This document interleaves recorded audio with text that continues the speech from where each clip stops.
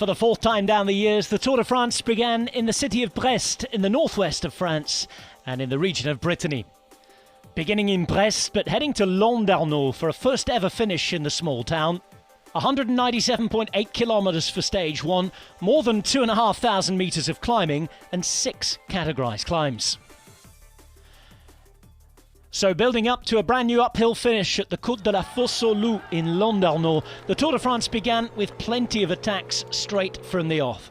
Fresh legs, plenty of ambition, and everybody looking to be up the road. Finally, a six-man group did get up the road.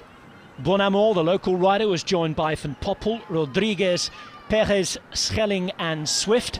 And behind they were never really given more than 3 minutes 40 seconds.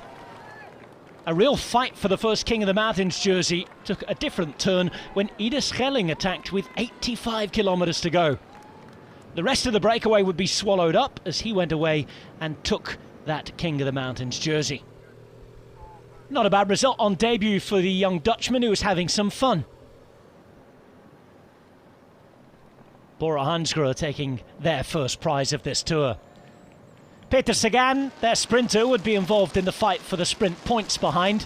Caleb Ewan taking most of the rest of those.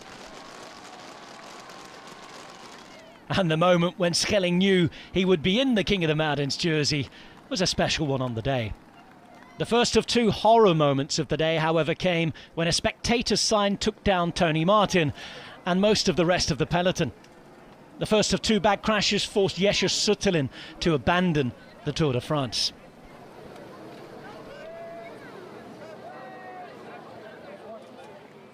Those who'd missed out waited for the rest to rejoin. Tony Martin not in a good way, but thankfully back on his bike. Into the final 30 kilometres and the race resumed at the front. The Koenig Quickstep wanting to take it up. Julian Alaphilippe, one of the favourites. Van der Poel, Van Aert with them.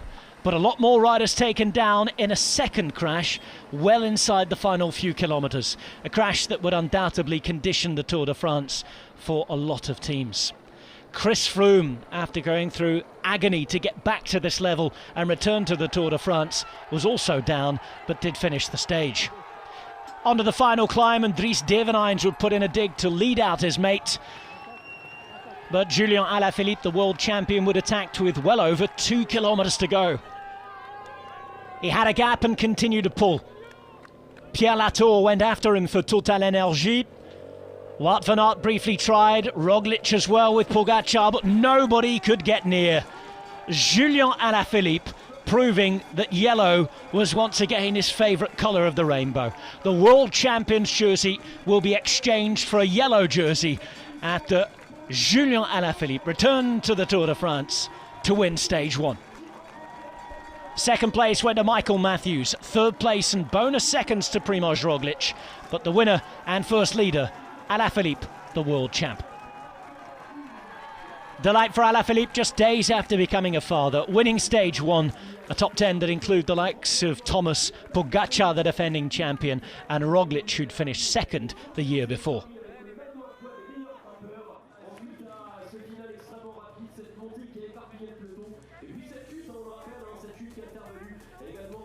A yellow jersey as France dares to dream.